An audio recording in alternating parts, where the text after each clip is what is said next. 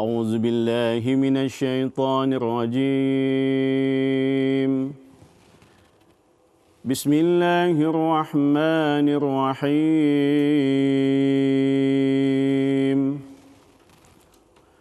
وقال اركبوا فيها بسم الله مجريها ومرساها إن ربي لغفور رحيم وهي تجري بهم في موج كالجبال ونادى نوح ابنه وكان في معزل يا بني اركب معنا ولا تكن مع الكافرين قال سآوي إلى جبل يعصمني من الماء قال لا عاصم اليوم من أمر الله إلا من رحم وحال بينهما الموج فكان من المغرقين صدق الله العظيم.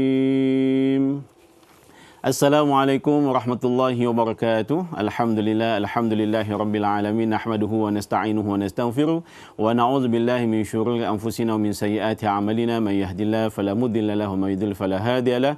Asyhadu an la ilaha illallah wahdahu la syarika lahu wa asyhadu anna Muhammadan 'abduhu wa rasuluh.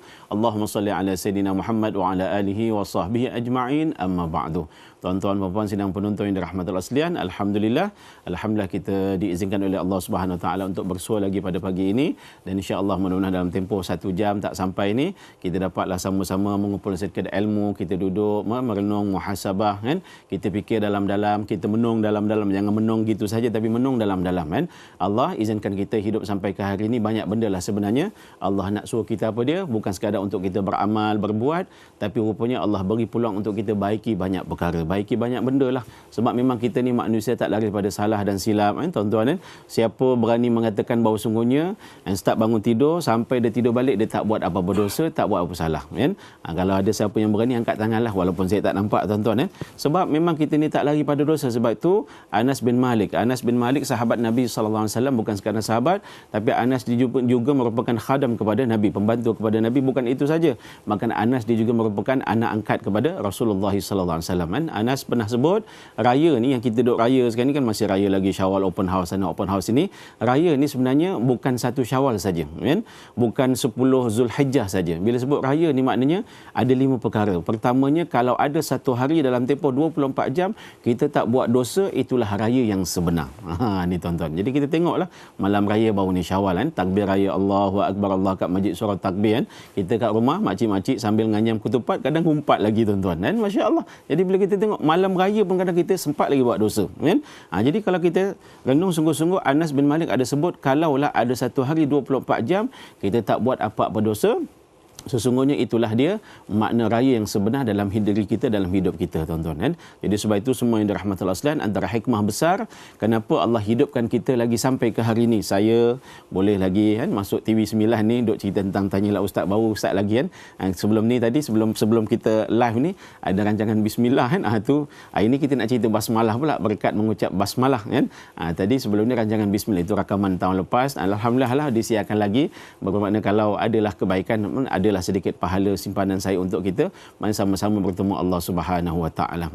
Jadi hari ini Allah sempatkan kita bertemu, hidup lagi kita alhamdulillah, bukan sekadar untuk beramal, bukan sekadar untuk kita beribadah, bukan sekadar untuk kita buat itu buat ini, tapi antara kesimpulan besarnya kenapa Allah hidupkan kita satu hari lagi, sebab Allah mungkin nak beri peluang kepada kita baiki banyak kesilapan kita, minta ampun banyak-banyak atas dosa-dosa kita tuan-tuan. Jadi sebab itu buat apa pun jangan lupa untuk sebut bismillah kan.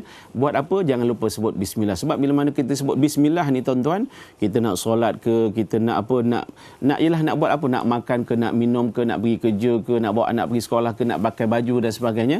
Bila mana kita sebut bismillah saja, secara automatik kita telah menghubungkan diri kita dengan Allah Subhanahu Wa Taala kan. Bermakna nak beritahu kalaulah Allah tak hidupkan aku tak ada dekat sini. Kalaulah Allah tak beri aku iman, aku tak tahu apa makna hidup. Kalau Allah tak beri aku Islam, aku pun tak tahu macam mana nak hidup di atas muka bumi. Kalau Allah tak beri aku baju, baju, aku pun tak ada pakaian. Kalau Allah tak bagi aku makan, confirm aku tak kenyang. Ini dia. Kalau aku tak bagi duit, Allah tak bagi aku duit, aku tak boleh nak beli apa-apa. Bermakna bila mana kita buat satu-satu benda tu, kita sebut bismillah, secara automatik kita akan dekatkan diri kita dengan Allah Subhanahu Taala. Masa tu memanglah betul yang bagi pen ni kawan kita, yang bagi jam ni siapa, yang beli baju ni siapa. Kita tahu yang beri tadi manusia, mak ayah kita, abang kakak, suami isteri dan sebagainya, tapi itu hanyalah sebagai perantara saja, kan? Allah bagi dekat orang ni untuk sampaikan dekat kita. Ini kalau kita faham tuan-tuan, masya-Allah, kan? Jadi sambil-sambil dengar, sambil-sambil nonton, kalau ada siapa-siapa yang nak bertanya, kan?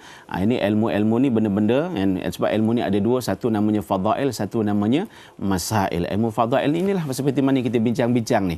Benda yang kadang tak perlu nak buka kitab sangat, kita duduk bincang-bincang, sembang-sembang, kita dapat ilmu, kita boleh amalkan. Tapi kalau masail ni, ilmu-ilmu tentang masail ni, kita kena buka kitab lah. Buka kitab, mengajar, kan? Contoh bab-bab ialah fardu ainnya, macam-macam lah. Itu kena duduk kan, bab tauhid contoh, bab tasawuf contoh, yang dia punya pokok-pokok lah. Itu kena duduk, buka kitab, ngadap tuan guru, kan? Tuan-tuan, zaman sekarang ni tuan guru pula ngadap kita. Kita tak tengok ngadap tuan guru dah, sebab kita pun dah tak ada dah. Tak apa, ada tablet, kita buka tablet kita, tak apa, tak masalah, download lah macam-macam tu. Supaya apa? Supaya kita boleh jadikan satu rujukan panduan. Bila kita kuat pada ilmu-ilmu yang akar, yang umbi tadi tuan-tuan, insya-Allah benda-benda yang mendatang ni tak ada masalah, kan? Jadi sambil-sambil tu, siapa yang ada pertanyaan dan sebagainya, bolehlah telefon, kan? Sambil-sambil telefon tu nanti, mudah-mudahan dengan soalan-soalan yang dipanjangkan kepada kita boleh sembang, kita boleh bincang-bincang. Jadi banyak benda lah kita boleh dapat, insya-Allah. Silakan, kita ada pemanggil. Assalamualaikum warahmatullahi wabarakatuh, Ustaz. Waalaikumsalam warahmatullahi wabarakatuh. Saya Ismail daripada Sungai Buloh. Sila tuan. Ingin satu soalan. Apakah janji-janji Allah kepada seseorang yang sentiasa membasahi lidahnya dan menyebut kalimah basmalah walau apa jua sekali keadaan sekalipun? Minta penjelasan Ustaz. Assalamualaikum warahmatullahi wabarakatuh. Waalaikumsalam warahmatullahi wabarakatuh. Terima kasih kepada abang kita yang bertanya, tak jauh daripada Sungai Buloh ni, kan? Apa kelebihan ni banyaklah. Kita punya tajuk pun pagi ni kita cerita tentang apa? Barakah. Barakah ni satu benda yang tak nampak, kan? Jangan tengok pasal restoran barakah ke apa, itu tidak, kan? Bermakna berkat ni satu benda yang tak nampak, kan? Tak nampak. So maknanya kalau RM1 tu, kan, RM1 kita beli benda ni, kadang macam tak cukup je. Aku ni kalau level aku ni makan RM5 contoh, kan. Tapi kadang kalau RM1 tu pun kadang cukup juga. Itu nak bagi tahu berkat ni, kalau kita nak istilahkan segi kehidupan kita, maknanya cukup, memadai, kan. Lebih pula kadang contoh, kan. So maknanya bila nak cerita tentang kelebihan-kelebihan, kalau kita rajin basahkan lidah kita dengan sebut bismillah, kelebihan tu sangat banyak. Kalau kita buka dalam kitab pun ada, dalam internet sekarang ni tekan je dia keluar macam-macam tuan-tuan, kan. So banyak, tapi Nabi sallallahu alaihi wasallam ada menyatakan, ini kalau kita rujuk dalam beberapa hadis, kan, Nabi sebut apa dia? Ayat yang saya bacakan tadi, saya mulakan apa dia? Bismillahirrahmanirrahim wa mursaha inna rabbi laghafurur rahim. Ini kisah Nabi Nuh. Kisah Nabi Nuh kan kita tahu ceritanya, berdakwah, kan, berapa ribu tahun, kemudian yang ikut berapa orang sangat, isteri dan anaknya pun tak nak ikut. Bila mana dunia tu dah tenggelam ketika itu, yang selamat ialah Nabi Nuh dengan pengikut-pengikut dia. Nabi Nuh panggil anak dia, anak dia tak ada, kan. Dan nak bagi tahu di sini kalimah bismillah ni ialah zaman Nabi Nuh pun dah guna dah, kan. Nak beritahu apa dia, Nabi SAW ada menyatakan semasa zaman Nabi Nuh bila dia nak jalan ke dia punya bahtera tu, dia sebut bismillah, kan. Bila Nabi Nuh nak jalan ke bahtera, Nabi Nuh sebut bismillah, dan bila mana nak berhenti, kan, Nabi Nuh sebut bismillah sekali lagi, berhentilah kapal tu, kan. Tetapi untuk umat aku, Nabi sebut untuk umat aku, bila mana umat aku ni nak berlabuh, maknanya nak berlayar lah, nak naik kapal. Zaman dulu ialah mungkin, minta maaf, yang biasa nampaknya kapal lah, mungkin kapal terbang. Ketika itu belum terbayang lagi tuan-tuan, walaupun Nabi telah di-Isra' Mi'rajkan, kan, kalau kita tengok. Jadi Nabi sebut untuk umat aku bila mana nak berlayar di lautan, naik sampan ke, naik kapal ke, bacalah bismillahi majriha wa mursaha inna rabbi laghafurur rahim. Kan? Nabi sebut apa dia?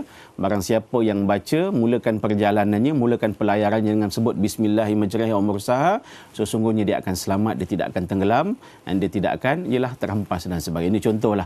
Jadi nak bagi tahu bayangan kepada kita, bila sebut berkat, kelebihan ni sangat banyak, memang sangat-sangat banyak, kan? Tapi makna dari segi amalannya yang Nabi sendiri dah nyatakan dalam hadisnya, insya-Allah kalau, kan, kita nak berlayar ke, nak berjalan dan sebagainya, naik dalam kenderaan kereta ke, start kereta sebelum kita berjalan, kita bacalah bismillahi majriha wa mursaha inna rabbi laghafurur rahim, ataupun bismillahirrahmanirrahim, ya Allah aku nak musafir, ya Allah aku nak start kereta, aku nak berjalan, ya Allah aku naik kapal terbang. Ini sebagai kita renung muhasabah sama-samalah. Ialah kalau benda nak jadi, jadilah. Tapi paling tidak apa salahnya kita mulakan perjalanan kita dengan satu perkara yang sangat sunnah, kan? Ni kalau siapa makcik-makcik kan, pak cik pergi umrah, selalunya kapal terbang kan, kapal terbang tu kalau Saudi ke, tengoklah 2-3 flight yang Arab, dia ada baca doa kan. Mungkin bukan pilot sebab benda tu dah rakam dah pun, tuan-tuan jangan risau nanti lepas ni nak jadi pilot kena hafal doa pula kan. Tak apalah, tak salah juga. Jadi maknanya ini kalau kita tengok 2-3 kapal terbang yang pergi umrah tu dia ada baca doa safar, apa salahnya lah kan. Ni minta maaf tuan-tuan, apa salahnya walaupun pilot tu tak baca, pramugari tak baca, kita ni yang nak musafir ni kita bacalah. Kita duduk tak kira lah nak pergi ke mana, Amsterdam ke apa benda, tuan-tuan tak jadi masalah, duduk je kita baca bismillahirrahmanirrahim wa mursaha inna rabbi laghafurur rahim. Ya Allah kan, lindungilah perjalanan aku ya Allah kan. Bila mana kita kapal terbang tu dah naik, tuan-tuan, bermakna masa tu kita pun tak boleh nak cakap apa dah kan. Sebab tu nak beritahu, bila sebut bismillah, nampak simple tu, bila sebut bismillah tu kita dah ikatkan diri kita dengan Allah Subhanahu wa taala, tuan-tuan kan. Kapal terbang tu tak ada apa yang mengikat dia, tuan-tuan kan. So yang mengikat kita ni siapa dia? Allah Subhanahu wa taala kan. Jadi maknanya benda tu kita kena belajarlah, belajar sungguh-sungguh untuk serahkan diri kita kepada Allah Subhanahu wa taala. Jangan cerita tentang kelebihan-kelebihan. Kadang orang beramal ni betul dia nak kelebihan saja kan. Bila dia kerja dia nak apa kelebihan, apa benefit saya boleh dapat kalau saya kerja dekat sini. Banyak cakap pula, kau dah kerja dah bagus dah. Tu dia kan. Jadi sama juga. Kadang kita bila kita beramal, kita demand dengan Allah, apa aku dapat? Aku boleh dapat. Engkau boleh sebut tu dah bagus dah. Ada orang tak boleh sebut, sampai gigi dah tak ada, tak boleh sebut dah, tuan-tuan. Kita masih ada lagi, boleh bega-bega pula gigi tu. Tak nak sebut juga bismillah. Tak nak sebut juga alhamdulillah. Jadi maknanya jangan cerita tentang kelebihan-kelebihan. Kelebihan itu sebenarnya di sisi Allah SWT. Tapi tanya pada diri kita, kita boleh buat tak tidak? Kita boleh sebut ataupun tidak? Kita boleh lafaz ataupun tidak? Kadang manusia kadang sombong tak nak sebut. Aku kaya bukan sebab apa? Sebab aku usaha. Kan?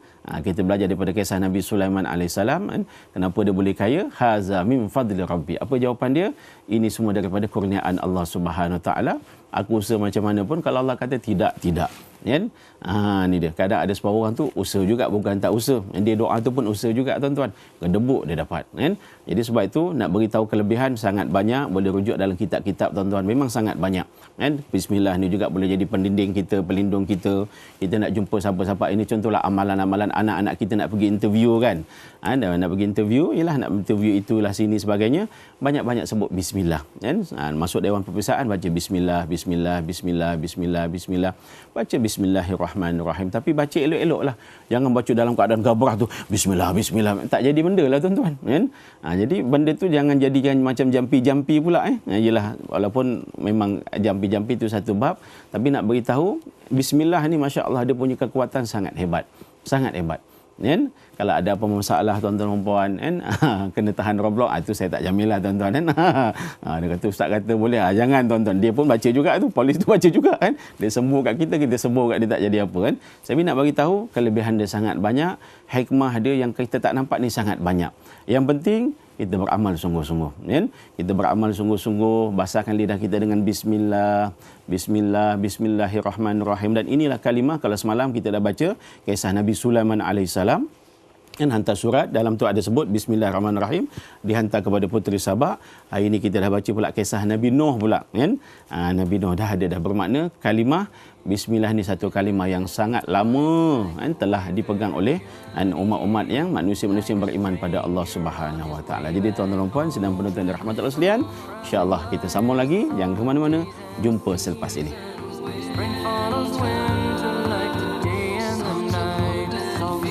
Alhamdulillah, Alhamdulillah, sedang penonton yang dirahmati Allah sekalian, kita bersua lagi dan kita sambung lagi perbincangan tentang apa dia? Tentang berkat mengucap basmalah, bismillah. Semalam ada orang WhatsApp pada saya lah. Ni zaman WhatsApp ni kan. Ada kata, ustaz, saya ni dah jadi kebiasaan pula. Bila kadang nak bagi makan kucing pun disebut bismillah, nak bagi makan ikan pun bismillah kan. Jadi apa hukum dia? Tak ada hukum, tuan-tuan. Hukum tak ada kan. Cuma nak bagi tahu kan, apa macam kucing tadi tu, ialah binatang haiwan ni, kucing kan, ikan kan, dia tak perlu sebut bismillah kan. Dia nak makan dia tak sebut bismillah, sebab bagi dia tak ada syariat, dia tak ada undang-undang, dia tidak ada peraturan. Dan yakinlah tuan-tuan dan puan, dia tu walaupun dia tak sebut bismillah macam kita sebut ni, dia tahu siapa Tuhan dia. Kucing kenal siapa Tuhan dia. Kucing kenal siapa yang cipta dia. Kucing tahu siapa yang beri makan kepada dia kan. Sama juga macam ikan, sebab tu dalam Quran Allah ada sebut kan, Allah ada sebut semua makhluk yang ada di atas muka bumi ini semuanya berzikir bertasbih pada Allah Subhanahu Wa Taala. Kita dengar kicauan burung-burung, angin yang bertiup ni tuan-tuan, daun yang goyang-goyang tu, kita pergi masuk dalam hutan bunyi macam-macam itu semua adalah zikir-zikir para hamba, para makhluk Allah Subhanahu Wa Taala kan. Ni kita nak bagi tahu, walaupun mereka tidak faham apa yang mereka lafazkan, walaupun mereka tak faham apa yang mereka buat. Jadi begitu juga dengan haiwan-haiwan. Kita dengar lembu mengembok, kambing mengembek, ayam berkokok tuan-tuan, itu semua adalah zikir-zikir pada Allah Subhanahu Wa Taala, walaupun dia tak tahu benda dia kan. Jadi kita ni zikir ni untuk kita lah tuan-tuan. Yang kenapa kena sebut bismillah, amalan-amalan kenapa kita kena buat itu untuk kita. Jadi bermakna tadi tu sahabat yang beri makan dia punya kucing tu sambil sebut bismillah, itu untuk dia tuan-tuan kan. Itu untuk dia, supaya paling tidak itulah kalimah lafaz yang sentiasa lekat dalam diri dia. Dia bagi makan ikan dia bismillah, itu untuk dia juga kan. Jadi makna dalam hal ni tidak ada hukum, tidak berdosa kan. Yang kata-kata berdosa kamu pihaja kan kucing bismillah, tidak tuan-tuan kan, tidak kan. Dan maknanya benda tu kembalilah kepada kita. Wa ma tunfiqu min khairin fali anfusikum, kebaikan yang kita buat kita dapat balik kan. Kalau ada pemanggil silakan, sambil-sambil itu saya akan terus sembang-sembang tuan-tuan. Ini kalau kita tengoklah, kita tengok dalam cerita-cerita, dalam kisah-kisah kenapa kena bersebut bismillah dan sebagainya. Nabi pun sarankan kepada kita umatnya nak berjalan ke kan, bawa kereta ke contoh, memang jadi satu amalan. Bermakna kita kena set daripada sekarang ni. Kalau kita nak start jalan naik kereta ke, naik motor ke, naik apalah kenderaan bas ke, naik kapal terbang dan sebagainya, kapal ke kan, naik je, duduk je, bacalah bismillahirrahmanirrahim paling tidak. Bismillahirrahmanirrahim wa mursaha inna rabbi laghafurur rahim paling tidak. Subhanalladzi sakhkhara lana hadza wa ma kunna lahu muqrinin wa inna ila rabbina lamunqalibun. Ini doa-doa safarlah kita jadikan kelaziman. Kan? Sebab ulama sepakat mengatakan hukumnya adalah sunat. Bila nak musafir kita sebut bismillahirrahmanirrahim. Silakan, kita ada pemanggil. Assalamualaikum Ustaz. Waalaikumsalam warahmatullahi. Ya Ustaz Mak Ghazali yang dimuliakan, saya Umar bin Abdul Majid daripada Pelda Cina Timur, Pekan. Masya-Allah, masya-Allah. Sila tuan. Ya, saya nak bertanya sikit Ustaz mengenai bismillah ni lah. Ya, ya. Ni berkat buat kata Ustaz dan ramai dah penanya-penanya kita yang menanya benda ini Ustaz.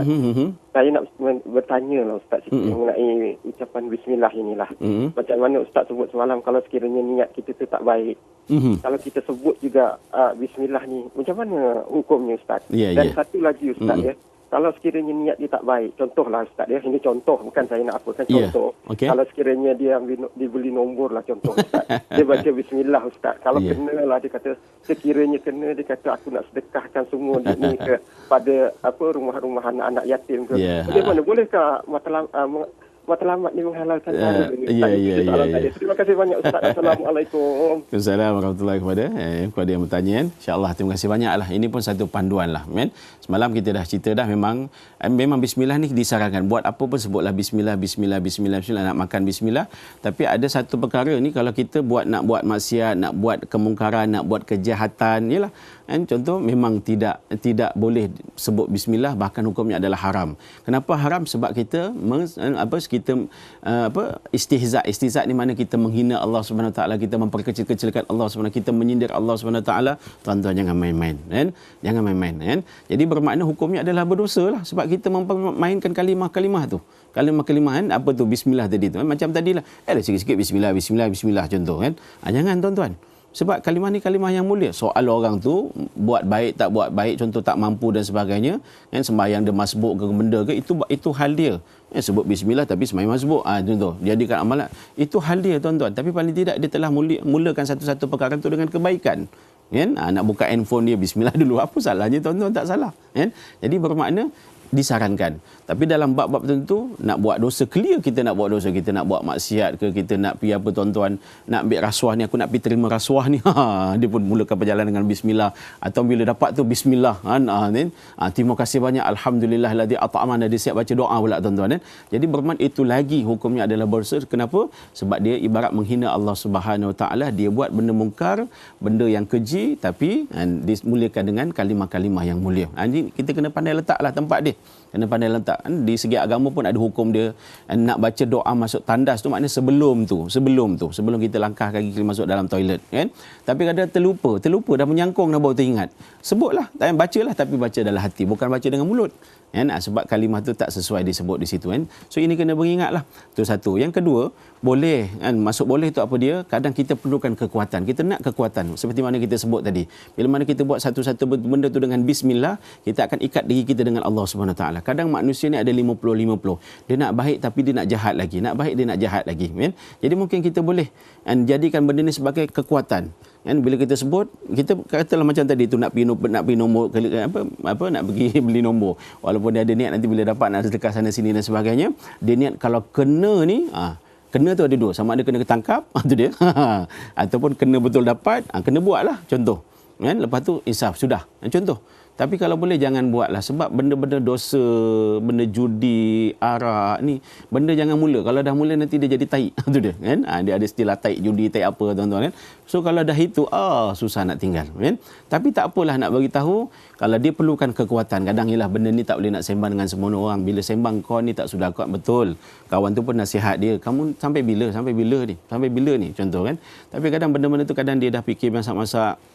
Mungkin berkat amalan bismillah tadi tu, mungkin Allah akan berikan kekuatan. Sebab kita faham bismillah tu bukan sekadar ikatkan diri kita dengan Allah SWT, tapi bismillah juga nak beritahu pada kita, kalau Allah izinkan benda tu berlaku, jadilah, dapatlah. Tapi kalau tak izinkan, dia jadi lain. Macam tadi tu, ini kalau kena, kan, aku taubat punya. Maknanya kalau kena tangkap, aku taubat. Kan? Tu dia. Tapi masalah itulah, kadang yang nangkap pun sama-sama juga share, kan? Nanti kau tolong belilah, nanti dapat kita bagi doa. Itu masalah juga, kan? Jadi sebab itu sama-samalah, dan kita tanamkan dalam diri kita ni, tuan-tuan dan puan, saya yang bercakap, tuan-tuan dan puan yang menonton, kita fikir-fikirlah, kan? Kadang umur kita ni sementara, hidup di dunia sementara, apa yang kita makan, pakai semua ni sementara, bentuk dia bukan milik kita, tak ada kita punya, kan? Kita semua Allah punya. Tapi dalam masa yang sama dah Allah bagi macam-macam ni, kita nak buat benda-benda yang tak sepatutnya, kenapa, kan? Jadi sebab itu bismillah ni kadang elok dijadikan sebagai kita punya guide, kita punya panduan. Kita ada pemanggil lagi, silakan Ustaz. Ya, sila. Assalamualaikum Ustaz. Waalaikumsalam warahmatullahi. Saya Puan Safiah Al-Aziz daripada Ulu Langat. Ulu Langat. Sila makcik. Saya nak tanya sikit tentang bagi pencerahan sikitlah tentang kita orang ada buat membaca, kita ada kelas membaca Al-Quran di masjid. Apabila kita punya ustaz tu dah baca dengan doa dengan apa semua baca, lepas tu kan tiap murid-murid yang lain tu kenapa digalakkan membaca auzubillah, tak payah baca bismillah untuk meneruskan kita punya ayat yang kita dah belajar tu. Ayat ayat-ayat tu lah. Ya, faham. Kenapa di bismillah tu dia tak digalakkan. Bismillah tu KIV dulu. Sebab apa? Terima kasih Ustaz. Okey, sama-sama. Assalamualaikum. Assalamualaikum warahmatullahi. Ini pun satu kaedah juga, satu caralah. Dia bukan hukum yang wajib, bermakna kena buat, ataupun kalau tak buat berdosa, kalau baca bersalah tidak. So nak baca bismillah pun boleh juga. Sebab apa? Memang Nabi sallallahu alaihi wasallam ada sebut, wa idza quri'al Quran fastami'u, ada sebut minta maaf, dia punya mafhum lebih kurang, bila mana kamu nak baca Quran fasta'iz billah. Kan? Ini ayat Quran, tuan-tuan, kan? Bila mana kamu nak baca Quran fasta'iz billah, berlindunglah kamu dengan Allah daripada syaitan. Jadi bermakna kalau nak segi dituntut di antara rawi dia, maknanya kalau kita baca Quran tu nak mulakan ni, kalau dah bacalah, benda dah baca dah, maksud dah baca, kalau kita baru nak baca, sebutlah auzubillahi minasyaitonirrajim, bismillahirrahmanirrahim, terus baca.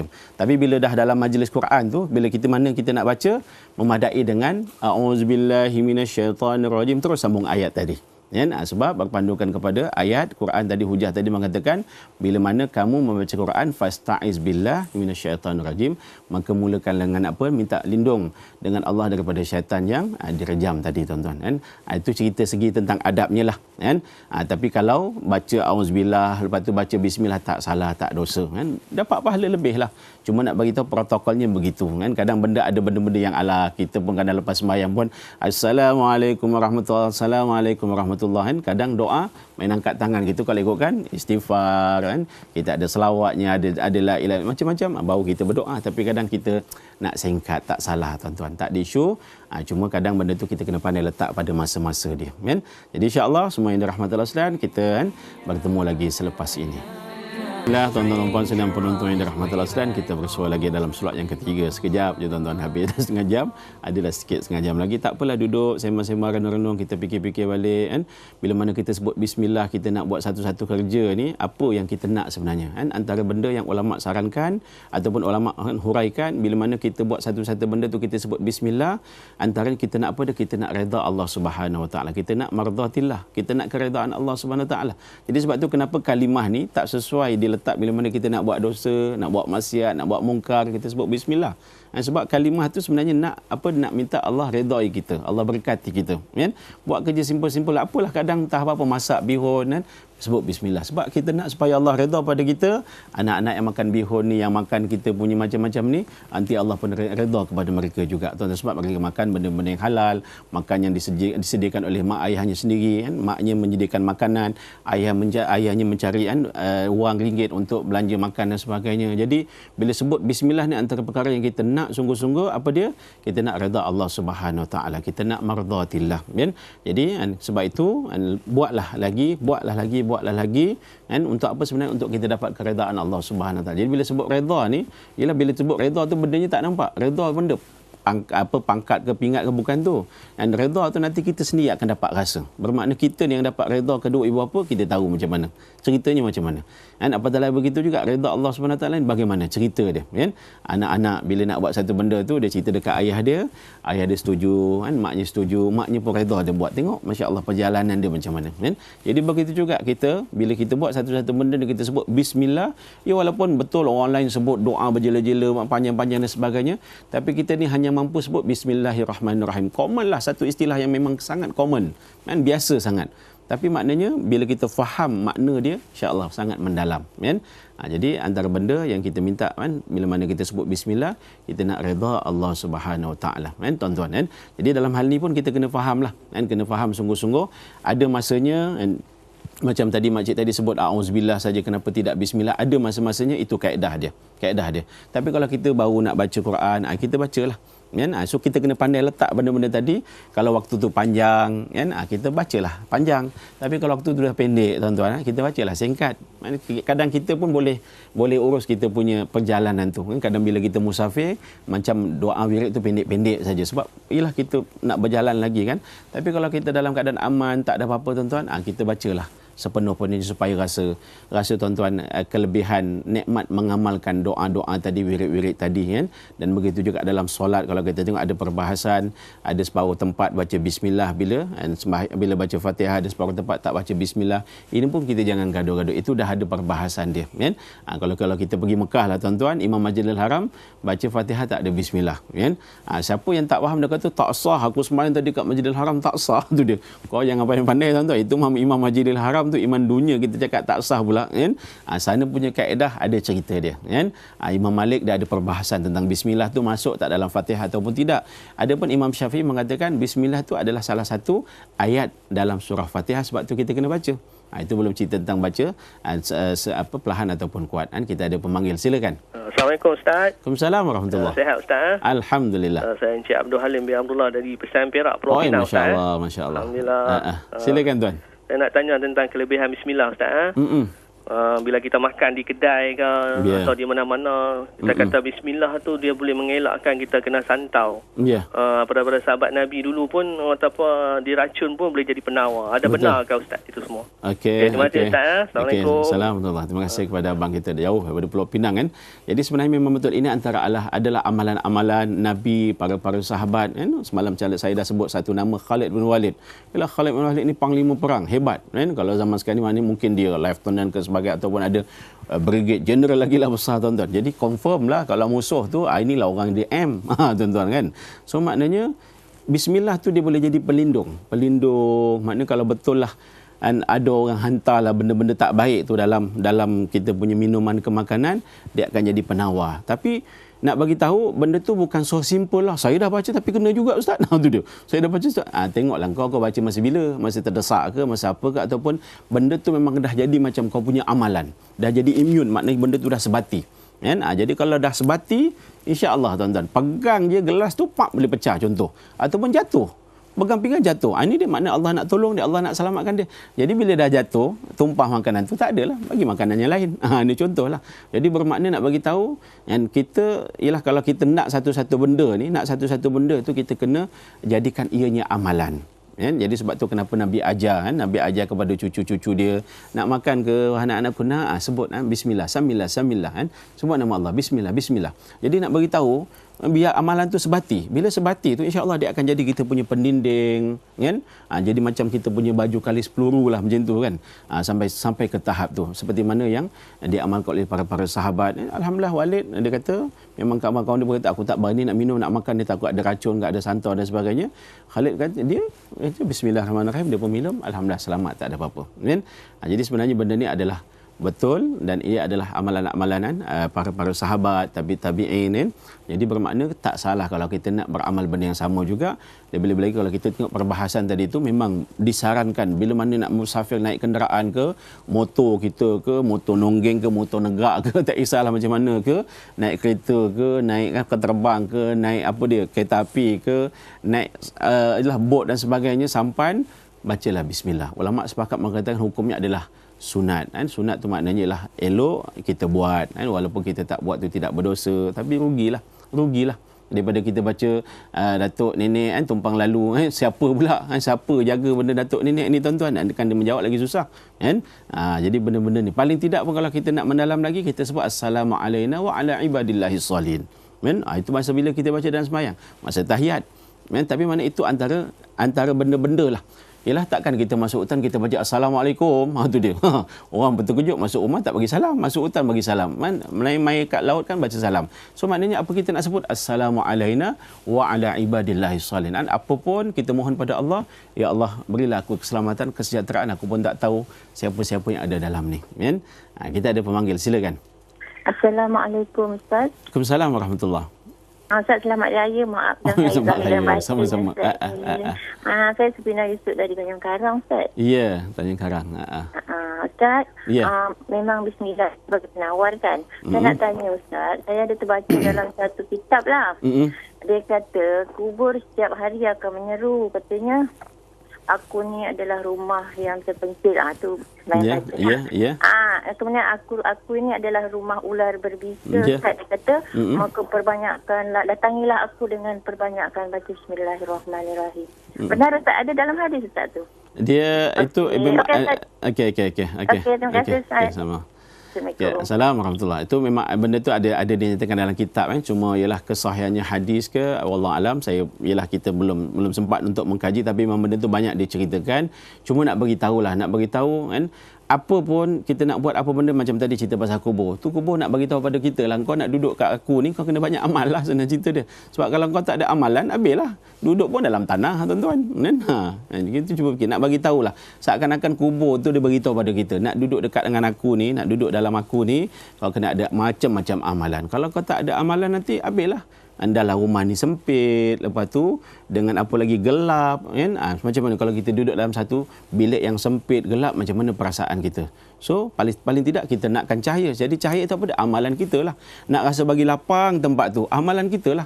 Tu kadang kita tengok dalam hidup kita pun, ada orang rumah dia taklah besar sangat, tapi tenang boleh duduk dalam 10 beranak dalam tu. Ada orang rumahnya sangat besar banglo, duduk dua pun tak tenang, tuan-tuan.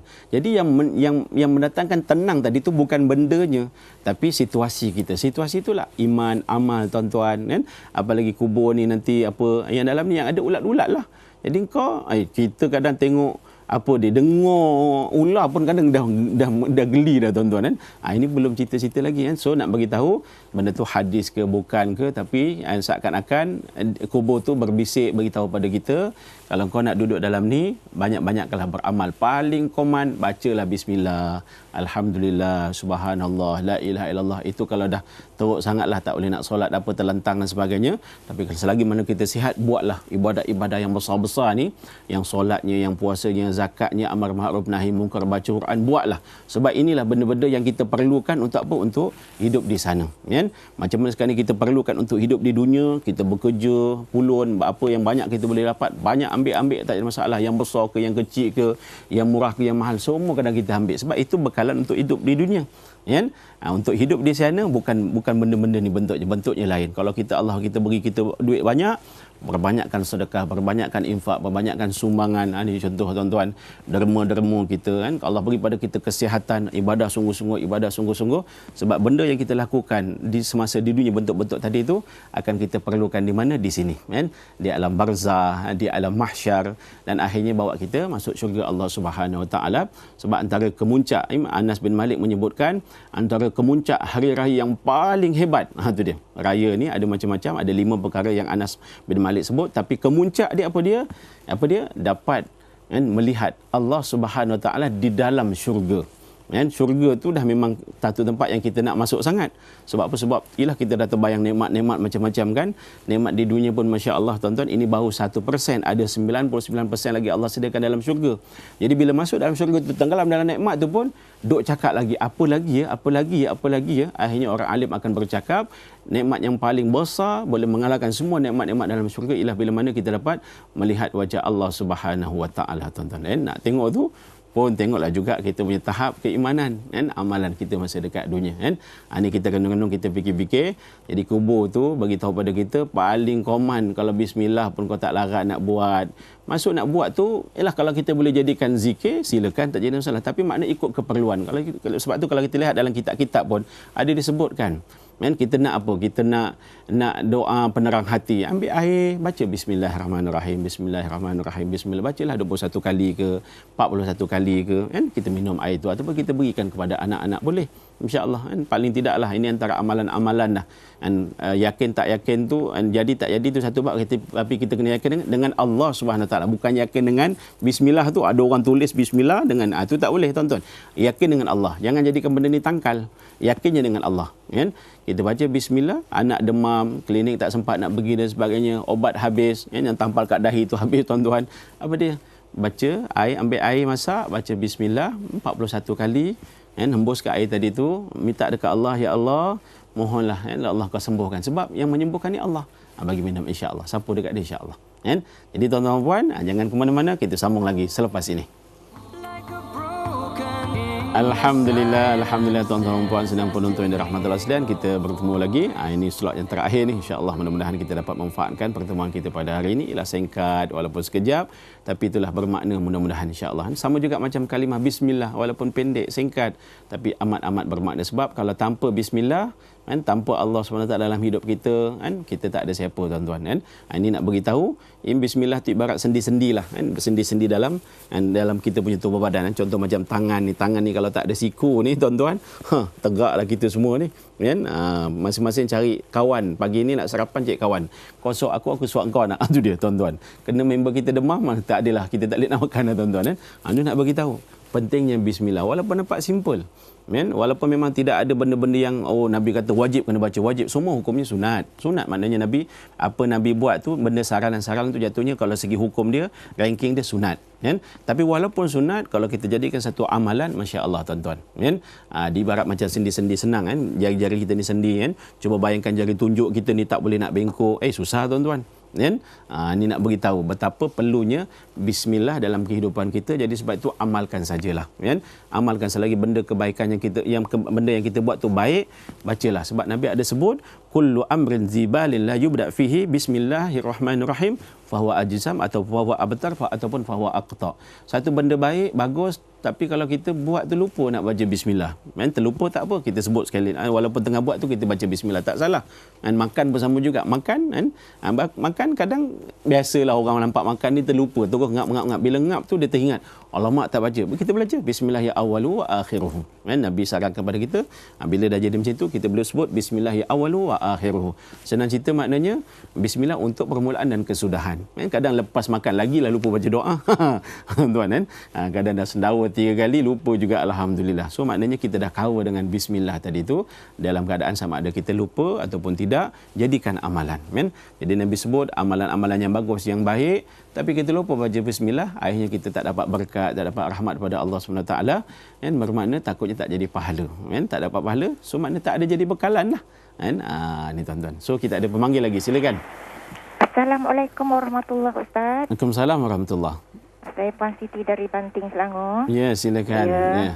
Ini tentang bismillah ni memang dah jadi darah daging saya lah. Alhamdulillah, masya-Allah, masya-Allah. Seperti nak menyusukan anak bismillah, menyuapkan makanan pada anak bismillah, pakai baju anak bismillah, hantar anak kalau bismillah dan semuanya bismillah. Nak melahirkan anak pun bismillah. Allahu akbar. Betul.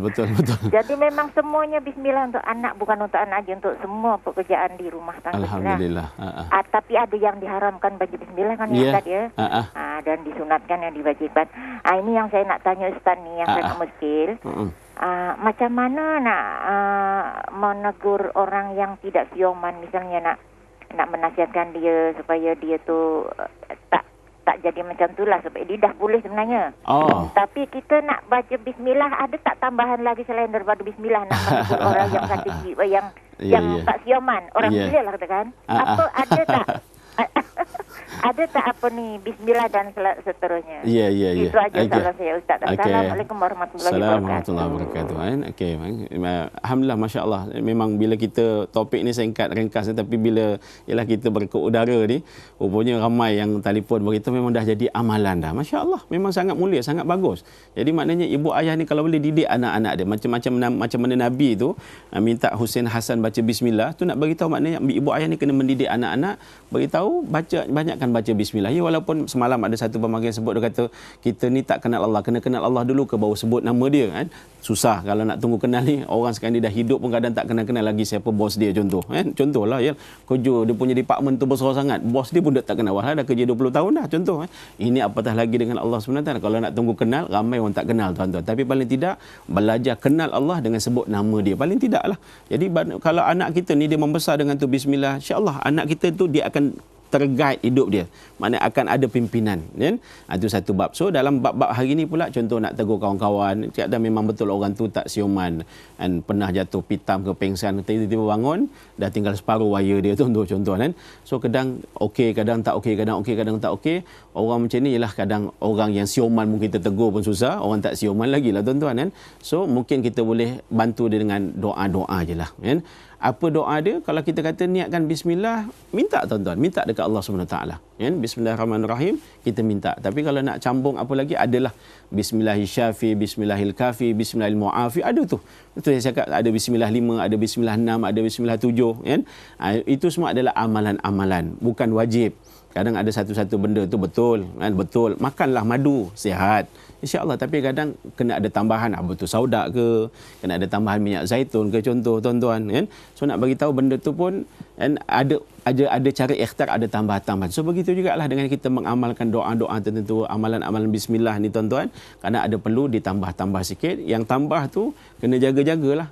Kadang masalah nasi tambah tu, masalah tu dia mengalahkan yang kita mula-mula makan tu kan. Mula makan tengok-tengok tambah tu 2-3 kali. Masalah yang tambah banyak-banyak tu. So maknanya nak nambah tu pun kena tengok sesuai ke tak sesuai. Kalau rasa-rasa kan aku tambah ni 3-4 pinggan pula dah kan. So maknanya memadai dengan yang asal. Yang asal itulah bismillahirrahmanirrahim. Kita minta dekat Allah. Minta dekat Allah, ya Allah, sipulan-sipulan ni tolonglah ya Allah kan, tolong ya Allah kan. Aku dah nasihat dia, dah segut dah, aku dah bagi panduan kepada dia, tapi memang dia ada penyakit ya Allah, jadi mintalah ya Allah pada kita, mintalah. Tapi kalau tak jadi juga, tak baca juga, jangan hampa minta lagi. Sebab bila mana kita minta lagi, kita dapat kelebihan dia lagi, dapat pahalanya lagi, kita dapat pahala melafazkan benda tadi, kita dapat pahala berikhtiar, berusaha, kita dapat pahala doakan kawan kita. Banyak tuan-tuan kan. Jadi sebab tu bukan senang. Nabi-nabi, para sahabat semua diuji. Allahu akbar. Nabi tu tak sudah-sudah doakan untuk kita. Dan kita ni umat doa, tapi kita ni buat juga benda-benda yang tak elok, buat juga benda-benda yang tuan-tuan yang tidak disukai oleh Allah dan Rasul. Sampai nanti di mahsyar, Nabi dah tunggu kita dekat Telaga Kausar. Tengok-tengok tak sampai-sampai juga umatnya. Nabi tanya kepada Jibril, mana umat aku tak sampai-sampai ni? Jibril pun beritahu pada Nabi, ya Rasulullah, umat kamu selepas kamu tak ada, dia banyak buat benda-benda yang kamu tak suruh. Jadi Nabi nampaklah seorang-seorang umatnya gedebuk masuk dalam neraka. Nabi pun minta ampun lagi pada Allah Subhanahu Wa Taala. Jadi tuan-tuan, ini sebagai pengajaran, pengingatan kepada kita semualah. Yang penting selagi hidup, Allah bagi pulang kepada kita beramal sungguh-sungguh, kita buat sungguh-sungguh, dan kita lazimkanlah bila sebut bismillah tu, antara makna yang kita nak kena renung sungguh-sungguh. Bismillah tu maknanya kita ikat diri kita dengan Allah Subhanahu Wa Taala. Tuan-tuan dah pakai segak-segak bismillahirrahmanirrahim, Bismillahirrahmanirrahim kita keluar rumah, bermakna kita dah pasrahkan kita punya perjalanan tu tuan-tuan pada Allah Subhanahu Wa Taala. Kita tak tahu aksiden ke macam mana ke, kena rompak ke, kena pukul ke, kena itu wallahualam. Jadi kita serahkan pada Allah Subhanahu Wa Taala dan kita buat satu benda yang bagus, yang baik. Jangan langgar orang, jangan nipu orang. Sebab apa? Sebab kita nak rahmat redha daripada Allah Subhanahu Wa Taala. Kan? Dalam masa yang sama juga tuan-tuan, kita doa banyak-banyak, bismillah banyak-banyak, sebab ini yang aku usahakan ni, kalau ada rezeki jadilah. Kalau tak ada nak buat macam mana? Jadi kita pun takkan iri hati, dengki pada orang. Kita usaha lagi besok. Kita usaha lagi dan seterusnya insya-Allah. Dengan berkat apa dia? Bismillahirrahmanirrahim. Jadi kepada semua, ialah cubalah yang kita terus amalkan, siapa yang memang dah jadi amalan dia, kebiasaan dia, teruskan amalan-amalan tu dan kita panjangkan pada kawan-kawan. Dan kalau kita ada rasa sesuatu Allah beri pada kita tuan-tuan, kelebihan-kelebihan tu mungkin kita boleh kongsi-kongsikan. Alhamdulillah, macam berkat makcik amalkan ni, tengok anak gini. Ajarlah bagi tahu. Kadang orang-orang kita ni yang zaman sekarang ni dia tak nak tengok benda-benda macam tu. Jadi maknanya kita cakap realiti sebenarnya baru dia tengok. Mana kita tengok kenapalah makcik ni tenang saja walaupun umurnya 70 lebih. Contoh kan. Tak ada pun makan ubat apa-apa kan. Kita tanyalah, mungkin ada berkat amalan-amalan tuan-tuan kan. Jangan ingat zahiriah saja. Oh, patutlah makcik ni sihat sebab dia makan ubat tu, ubat ni kan. Patutlah makcik ni cantik sebab dia pakai maju tu, jamu ni tidak kan. So mungkin tengok amalan-amalan yang dalam tadi insya-Allah. Jadi tuan-tuan dan puan, sedang penonton yang dirahmati Allah sekalian, dah sampai dah penutup dia. Sebelum itu marilah sama-sama kita berdoa kepada Allah Subhanahu Wa Taala. Auzubillahi minasyaitonirrajim. Bismillahirrahmanirrahim. Alhamdulillahi Rabbil Alamin. Hamdan yuafi na'ama wa yukafi'u mazidah. Ya Rabbana lakal hamdu kama yanbaghi li jalali wajhika wa azimi sultanik. Allahumma fir lana dhunubana wa liwalidayna warhamhuma kama rabbayana saghira wa li jami'il muslimina wal muslimat wal mu'minina wal mu'minat bi rahmatika ya arhamar rahimin. Allahumma khtim lana bi husnil khatimah wa la takhtim alaina ya Allah bi su'il khatimah. Rabbana zalamna anfusana wa illam taghfir lana wa tarhamna lanakunanna minal khasirin. Rabbana atina fid dunya hasanah wa fil akhirati hasanah wa qina adzabannar. Walhamdulillahi rabbil alamin. Taqabbalallahu minkum. Tuan-tuan dan puan, sedang penonton dirahmati sekalian, insya-Allah kita ada rezeki kita bertemu esok hari. Assalamualaikum warahmatullahi wabarakatuh.